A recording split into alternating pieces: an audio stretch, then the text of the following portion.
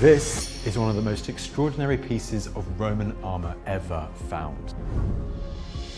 More than 2,000 years old, these fragments of metal belong to a type of breastplate that has become synonymous with Rome's most iconic soldiers, the legionaries. It's called Lorica Segmentata, banded, segmented armour. Do you have any idea what the story is behind this particular piece? I have been told by the Calcresa people that somebody died inside. They know that from the chemical traces in the soil. You might immediately associate this with Rome's military power, its martial strength, but context is everything. Because this, in fact, is a remnant of one of Rome's greatest defeats.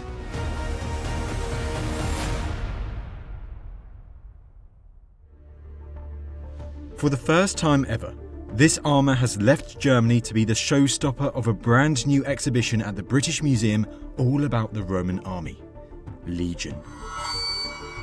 I've received special behind-the-scenes access to learn more about its story.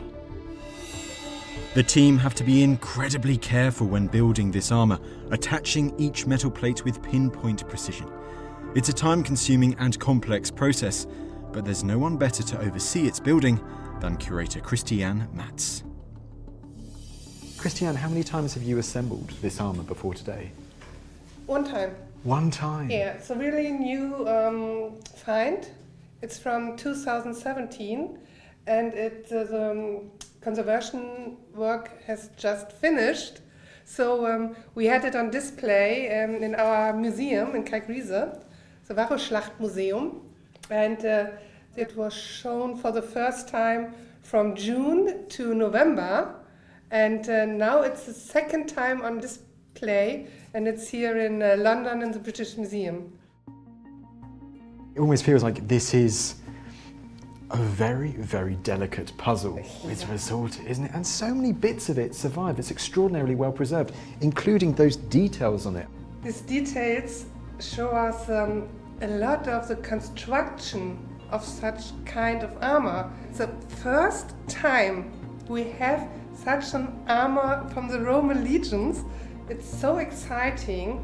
We knew now a lot more. We have so much information about this special kind of armor.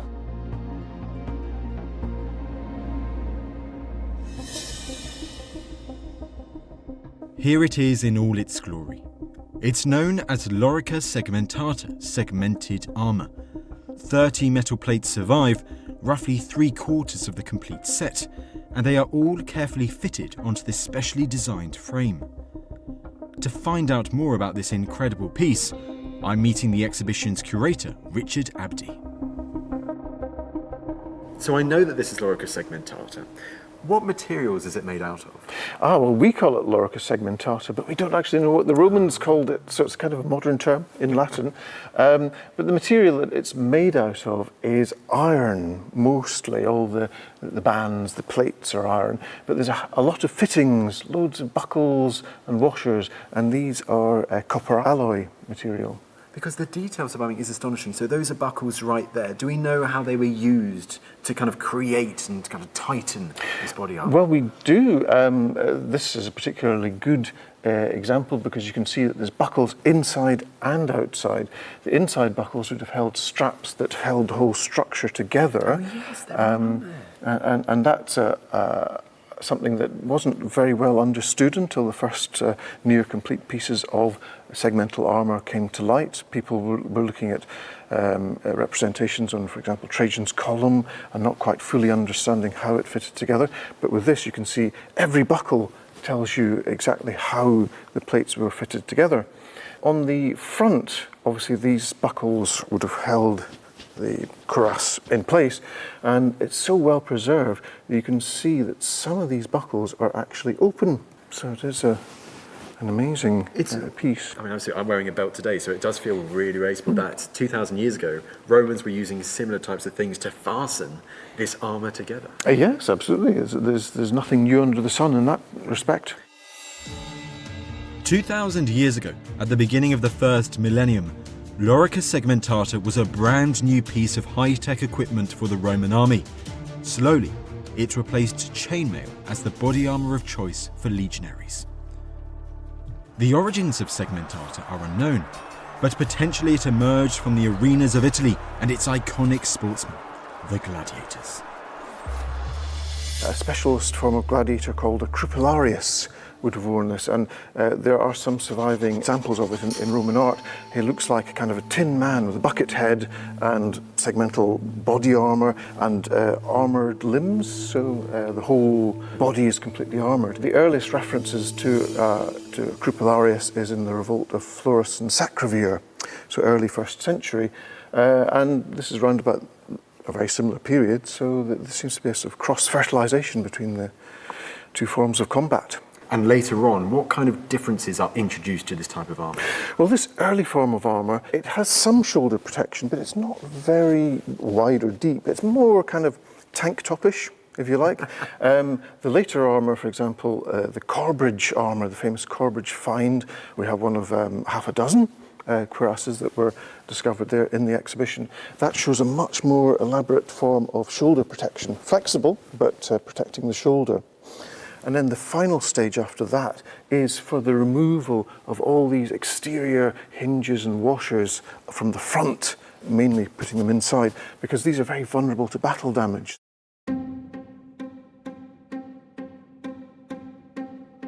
And I've also got to ask about maintenance of something like this. Let's say you're a Roman soldier, but your armour had started to get a bit dirty or worn down and you had to maintain it. Do we know much about how they'd be able to disassemble something like this? Well, we know lots about the kind of high maintenance nature of this stuff from reenactors. They can tell us all about it. Brilliant. So with segmental armour, you've got about 40 pieces. They're all held together with buckles and straps, as you can see from the inside.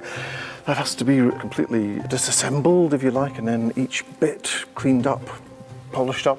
The alternative might be to wear a chainmail cuirass, but then a chainmail cuirass is something that takes a long time to create. It's a very intricate piece, but it's very low maintenance. Reenactors have found that you can shine up a chainmail cuirass just by putting it in a bucket of grit and rolling it around, or a barrel of grit, rather. But perhaps the most fascinating part of this armour's story is the devastating Roman defeat that intertwines with it. In 9 AD, a coalition of Germanic tribes ambushed and annihilated 3 Roman legions east of the River Rhine in the Teutoburg Forest. The ambush occurred over several days, and at the site of Calcresa in Germany, archaeologists have uncovered a wealth of Roman military objects dating to that exact period, including this Segmentata. It has led many to conclude that this was a battlefield of that devastating ambush, which could mean the Roman soldier who once wore this armour was a victim of this crushing defeat. Do you have any idea what the story is behind this particular piece? Well, the soil that this comes from isn't very good at preserving bones, I gather, but I have been told by the Calcresa people that somebody died inside. They know that from the chemical traces in the soil. So we're looking at a casualty of the battlefield of Calcresa. Wow, and Calcresa, of course, is associated with that massive defeat the Romans suffered in Germania, 9 AD, Battle of the Teutoburg Forest. Amazing to think this could have been one of those unfortunate legionaries who perished in that several-day-long ambush. Absolutely, yes. It's an amazing place. 3 whole legions, expeditionary force across the Rhine, perished, absolutely annihilated. It's amazing we can find one today. For all its depictions in movies, games, and books today, only a handful of Lorica Segmentata fragments have ever been found. There is still so much we don't know about this iconic cuirass. Slowly but surely, however, thanks to extraordinary new discoveries like this, new information is coming to light. For now, this is the earliest and most complete set of this armour ever discovered. For now. It is amazing to see this centre stage in the exhibition, having watched Christiane and the team assembling it down in the lab. And I must say, it is quickly becoming one of my favourite Roman artefacts. It's that great combination of a stunning level of detail surviving alongside an absolutely alluring story. The story of an unnamed Roman soldier who lived and died, who wore this armour, may well have perished in it more than 2,000 years ago.